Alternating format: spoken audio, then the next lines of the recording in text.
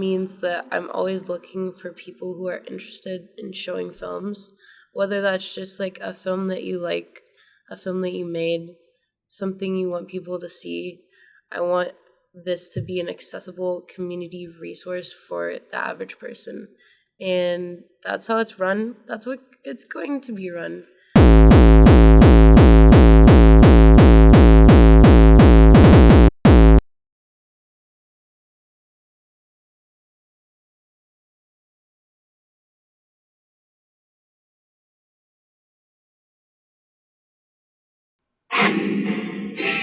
And now, our feature presentation.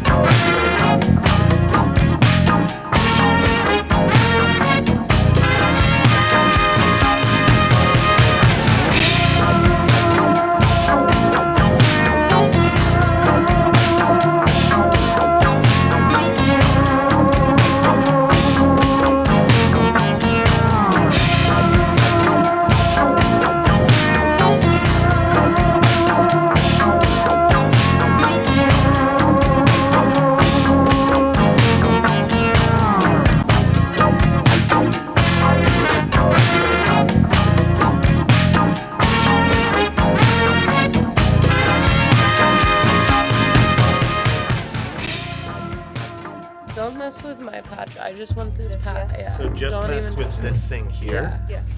Wait, don't mess with what? No, Sorry. only mess with this thing. Yeah. Oh, okay, great. Do whatever you want on it. So you've got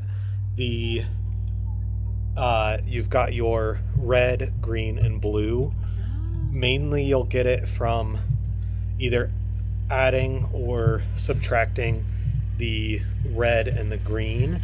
The blue, you have the option of doing the switch or the buttons for each. So if all these switches are down, you won't get anything unless you press the buttons. So I usually keep all these switches up. Yeah.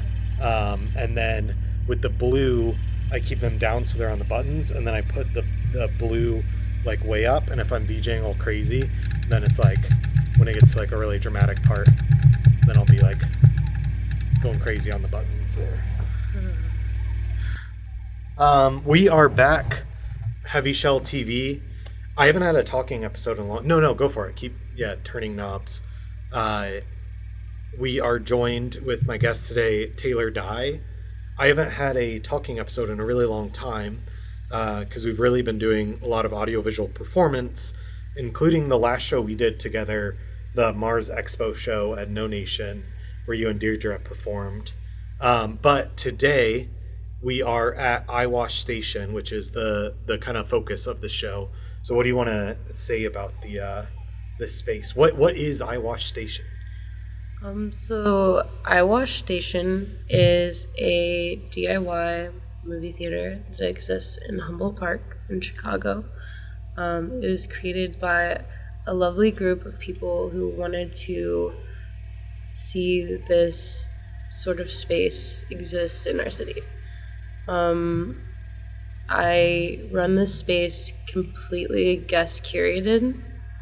That means that I'm always looking for people who are interested in showing films, whether that's just a film that you like, a film that you made, something you want people to see. I want this to be an accessible community resource for the average person. And that's how it's run. That's what it's going to be run. And I could honestly go on about all of the things that I want this space to do because I think there's a ton of potential here. But I'll leave it at that. What are some of the films that you've shown here? Do you have a specific? You said it's kind of open to kind of anything. Do you have a specific focus as far as kind of experimental art films or just anything? I know you mentioned having a 16 millimeter projector as well. Yeah, so I would like to show film here. I'm working on the logistics of that. I do have a projector that was donated by a lovely member of our community named Alice. Shout out Alice. She is great, and she has provided us with a lot of like film equipment in the hopes that we will be showing film in the future, and I think that's possible. So yeah, that is something that I'm working on, and I need to do some like I said, logistics for that and finish like getting that set up and doing some tests. But yes, film is in our future. Hell yeah. So I know I think we've talked about this. So like, I know you use the phrase plunder optics. And like, I also like kind of like embrace that phrase of like using collages of like different source material. For instance, like right now, the visuals that we're glitching is from your VJ setup going through like one of my like circuit bent glitch devices. I guess I want to talk about plunder optics, but in relationship to the space. And then have we talked about the cinematic rave? I'm familiar with like the phrase that you've used. Like, okay. I've seen your thesis film. I understand the concept that you've created, and I do want to say plunder optics is like one of my favorite words. It's so fun. I think you really cooked there. That's a special phrase, and I try to get people to catch on to it, and it's a word. I think so. It's a word. It's a word I use freely. I came up with that while doing an episode of the old show on Dark Side of the Rainbow, where I was like glitching Wizard of Oz and like playing Dark Side of the Moon, and just like going like speaking out loud of like trying to figure out what I do. And I was like, I think it's like plunder phonics, but it's like I wasn't doing much sound at that point. I was just doing video. So I was like, it's plunder optics, because that's what you see. I really love the phrase because like it really does capture what I do with my visuals, which like I mean like the crux of it is like I use samples. I use a lot of my time, just like a vinyl DJ does digging records. I lose a lot of my time watching videos, finding things that are visually appealing to me, and figuring out how to fit them together into multiple layers. And I think the plunder optics is just a great phrase that like captures like my direction with like my visuals. And like I just like that it exists, because it's hard to describe what I do sometimes to people. Yeah, it's like very much like the curation of images, like using images as like the ready-made, but instead of the sculpture being like, you know, the urinal brought into the gallery space, it's, you know, it's whatever. I remember the show we did at Cafe Mustache, where you and Deirdre used like TikTok live clips. Oh my god, yeah, I was talking about that earlier. That was really fun. It's such a perfect like example of it, but it's also like it's such a cool way to do real-time audiovisual performance, because you're completely led up to like chance with the algorithm of like what your algorithm says about you is what's going to be said in the performance. I will confess that was a playlist. That was That was a curated playlist, but I did go out of my way to make it as different as possible to kind of simulate what I felt like an algorithm I would want would feed me. Yeah. Like an algorithm free of like ads and all of like, because our algorithms are very dirty. Yeah. You know, like you think one thing and then you get ads about it for forever. Yes. TikTok's the worst with that. I found like if you ever are unsure about something and then you make the mistake of using TikTok as Google and trying to find like videos explaining things, which sometimes that's really helpful. My only issue is when it's like I went into I was at like Block 37, like the mall, and I walked past this hate that movie theater. Yeah, no, the movie theater sucks. It's not worth it. Laser projectors are great. They have the lights bright as fuck. Why do you have I get it's a dine-in theater. Why do you have the lights on? You can watch whatever movie it is on your laptop at home and like it's better than Block 37. And it's the worst movie theater I've ever been to. You don't agree with this? You can speak up. I love Block 37. You love Block 37? The movie theater? Yes, because I love the reclining chairs. I do like the reclining chairs. The reclining chairs, and they're heated, and the rows. I didn't know they're heated. Which theater is that? It's at Block 37. They're heated. You just have to be lucky enough to get the heated seat theater. I just wish they turned the lights down. I've never been in that one. I also really like how the rows are like really far apart. Yeah. So you're never like going crazy, like trying to look over somebody's head during the movie. I don't know.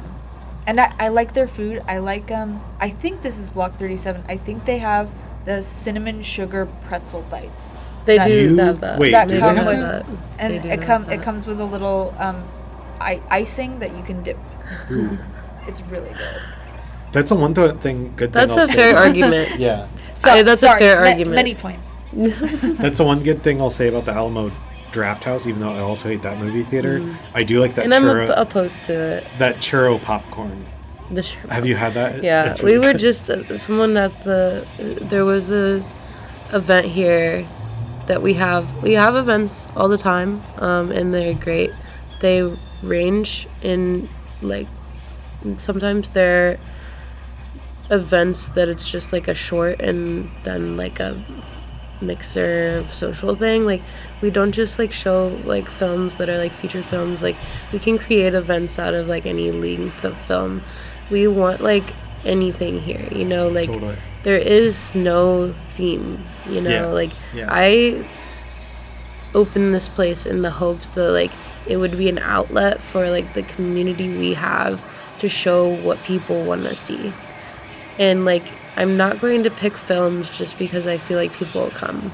I'm going to let people program films because they want to program films. Totally. And you know, like maybe it'll get to a point where like the wait list for people wanting to do that is really, really long.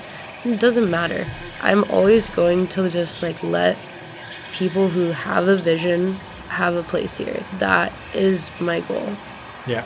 And I think that's important to have. I think that that's like different than the other places we have, and I feel like having like that accessibility and like ability for like a person to have that, like person who doesn't have like a background network and anything, like I just want to provide that for like the community we have here in Chicago, the city. Absolutely. Yeah. To finish my train of thought with TikTok, I was in Block 37 and I walked past this like spa, and they got me with like, oh, do you want to try our like treatment? Like it's free. And they did this like eye cream thing that like worked really, really well. Like my eye was like snatched. And then she did the other eye too, because she was like, I don't want you looking like a pirate with like dark circles under one eye and then like completely snatched on the other eye. And so she did it, but I made the mistake of like trying to figure out what that eye cream was because I didn't want to go back and spend like $140 or whatever their treatment was. So I was trying to figure it out, and I searched on TikTok, and now I can't escape. Every ad is for eye cream. The eye cream. And I don't want to see it anymore. The eye cream. You know, sometimes TikTok will just get you. The ads will wear you down. Have they ever gotten you? Yes, they have. I ordered a limited edition Coca-Cola soda from TikTok shop. That is the only thing I've ever bought. I don't regret it. It was a very interesting flavor. What flavor? It was called Coke Zero Happy Tears. Ooh. And the bottle was like really cool looking. It had tasted like tears. It was just like salty Coke Zero. I would be into that. Very strange I would flavor. totally be into that. I like, well, we both have a huge passion for soda and like weird soda in general. Yeah. Like the Oreo I don't Coke. love Coke Zero, but like the salty Coke Zero, it did make sense. It did make sense. Yeah. The Oreo Coke. I loved the Oreo Coke. It went away too fast. Food combinations. Shout out that. You know. Pepsi combining should have been food, better. combining video. We're in a society where we're combining a lot of things at once. Yeah. Right Yeah, now, totally. I'm combining DIY culture and cinema. Yeah. And it's amazing. Yeah. It's going amazing. It's really like fulfilling my life, and like I feel like I'm succeeding this goal that I'm telling this audience about right now. Totally. I feel like with why I brought up the cinematic rave too, I was like, when you first announced this space was coming, and then now to the culmination of like being in the space too, it's like, this is what I've wanted Chicago to have. Because it's like my whole kind of like in grad school trying to figure out is like, I'm a VJ, but it's like I want to be a filmmaker, and I feel like the visuals that I make for VJing, all of it goes to like accentuate the DJ, which is great, but it's like we put so much work into it that's not being seen. So I was like, how do I put that feeling into like a cinema setting? And I feel like with a space like Eyewash, you can achieve that, because it's like you can have film screenings, you can have audiovisual performances. I don't know, microcinemas and DIY is like the way to go. Yeah. 'Cause, you know, I'm very open to that type of programming too. Like, I haven't had a show here yet. I do like want to kind of like test the waters, you know, like this is a storefront that has people that live above it. I know the guy that does, and he's like really chill, you know, and he like supports like what we do. He sees it as valuable, and that means a lot to me to have a neighbor that feels that way. But I do have to understand that this is like Hubble Park. This is a DIY event space that I'm creating. I'm creating a community space, and I also had to be mindful of my community.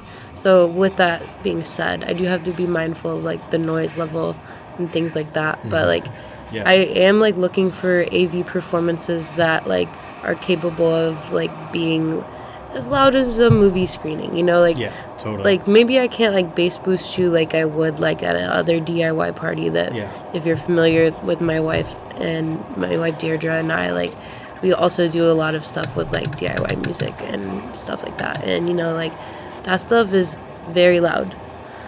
And so unfortunately I can't make that a reality in the space I have now. Maybe in the future, who knows. But if you're an ambient type artist, or, you know, like you're okay with like not having like super bass in your music, and you want to do an AV performance, I'm really open to that sort of programming, and I will, like let's do that. Let's talk. I really like the idea of like a quiet noise show. Yeah. So much of the noise Yeah. that we're in. What if the we scene like of did the is- noise show, but the volume was quieter? Yeah, because it's like that. Noise isn't just harsh noise too. It's like we can, yeah. It's like also like, you know, it's not like I play movies quiet. No. I should say that. Yeah. But yeah, I mean, like let's have a show that's 7 to 9. Let's try it out. Totally. Let's try it out. You know, we, like I'm saying, like the space has potential. We don't know what all we can do here, but I want to explore it, and I want this community to help me do that. Totally. I saw Bananas curating. Yes, film I screening here. I'm gonna submit think to that it's for sure. Dandelion Town, I think is what it's Dandelion Town. Yes. called. Yes, it is a really cool event that we are having here, that you can read all about on the Eyewash Station DIY page. Banana is collaborators with Dee Dee, who does Smash Your Fingers, which is a really cool experimental video screening series in Chicago. They do a lot with that, and Banana is kind of doing something in that vein, I believe.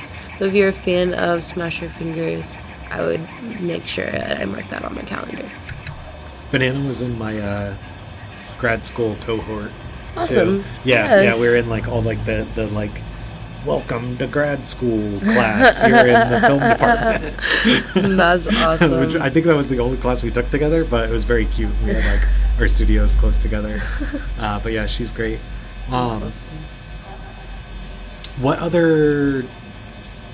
Yeah, what do you have cooking up? Are you working on any? Do you have any like VJ gigs coming up that you've been like, or what kind of like videos have you, other than like curating the space, which is obviously like huge amount of work, working full time on that? working full time outside of that as well. What Yes, I do I don't have know, a what full-time job, and I do this in my free time. So like, take it easy on me, and you might have to DM me twice. Just yeah. putting that out there. Yeah. I guess the question I'm trying to ask is that, what do you have, like, do you have anything like cooking up? Are you working Like, on anything? like personally, like unrelated to the space. Personal art. It can be related to the space too, but Okay. Yeah, I am working on a music video for GovLink. If anyone's familiar with her music, she's an amazing musician and a great friend of mine. I'm hopefully going to be finishing that in the next couple of days, so keep a lookout for that. I also might do visuals for Char 1 year anniversary at California Clipper. Haven't decided yet. I might not have it in me, low key. yeah. This space takes a lot to run, and like, that being said, if you're interested in volunteering, there's a Discord community that is really awesome and pretty active, and there's lots of people that talk about videos in there, and there's lots of ways that you can help out with the space that aren't related to donating money. So if you want to like donate your time or energy or a shelf that you have, this is built with community in mind. A lot of this stuff was from like our community like gathered together. It's a really special space in here. Totally. If you point to stuff in this space and ask me where I got it, it's usually from someone who wanted to see this happen. Love that. So the energy in here is really great, and it honestly, like, I just hope that some of you decide to come see. Really. Totally. I've yet to perform at the Clipper. They do have a projector screen. They might tell you they don't. It's in the basement. Okay. They don't. Some of the staff probably doesn't know They about don't. it. It's one of those. It's one of the ones you have to put the pipes together. But it's big enough to cover the California Clipper mural. Okay. So you don't have to project onto that. The last show I did at Burlington, the show I had done before it, they didn't have a projector, so I brought my own. And then the next show I did, I was like, oh, they don't have a projector, I'll bring my own. And then I got there and it's like, they had a projector. Yeah. I was like, I forget what show it was, but this with me. But that's great they have a projector. Yeah. And I was like, oh, I wouldn't have hauled this on public transit. Please, let's normalize bars and venues that have music having projectors. Yeah. If you have music, you should have a projector. We need the aldermen on this. Yeah. We need to get Brandon Johnson on the phone. Brandon Johnson, we have ideas. Rebuild Chicago together. Pay your VJs. And like, if you have the means to buy a projector for a bar venue that you're, I don't know, like let's take the situation into our own hands, y'all. Yeah. Let's thrift some projectors and like, let's make it happen. Let's make it happen. Yeah, I'm trying to. Because providing your own projector, like, it's just like an extra step, and it's a lot. And there's never an easy way to install a projector that's not just on the ceiling. You have to really get so creative. I gotta figure that out for the show I have coming up at Epiphany, where I'm doing like another TV wall installation thing, but they want projection as well. And I was like, I didn't even think about it when I said like, oh, totally, I can do projection. But then today I was like, wait, if we can't hang a projector from the ceiling, like I'm gonna have to get a projector stand or something like for this one night. I didn't even think that through of like, how am I going to like, because you need to put the projector somewhere. Like you need to have it. Yeah. I haven't really explored short throw projectors yet. Because I don't have money. But but I hear that they are kind of useful for that. They can be nice for like a small, like if you're like have a small space, just like put it on the floor, covers the whole wall. And so I need to explore that. Yeah, I should see if I'm running out of people I know at SAIC to check me out equipment because they're all graduating. Yeah. I've been trying to get as many CRT TVs as I possibly can. Actually, I want to say another goal I have for this space is like I really want to take some of the old camera equipment I have and create a media library here that is accessible for people. Media tool library. So that's going to be when I have more money to be able to get batteries and check. Yes. I just used to also collect cameras. Yes. And I have a lot of them, and I was really inspired by Iowa City Videozine and what they're doing out in Iowa City, and they have a media library where you can check out cameras. Yeah. Anyone can check out cameras. Yeah. There's no deposit. You can it's a library. Yeah. And I want to create something like that in Chicago. I think that we need that. And I have a basement where I can store these sort of things here at Eyewash. Mm-hmm. So if you have old cameras that like you're not using and you want to help create this library, I'm looking for donations. And that's a goal in the future. Totally. That'll come. I'm sure you've ran into this also. Being an artist who works on CRTs and like having some nice CRTs is like sometimes the old TVs you own are more in demand than the art you make, which I'm running into currently. Which I had a great opportunity to like build this TV wall for Free Street Theater for their play, but because of that, it's like I feel like I can get more gigs out of that.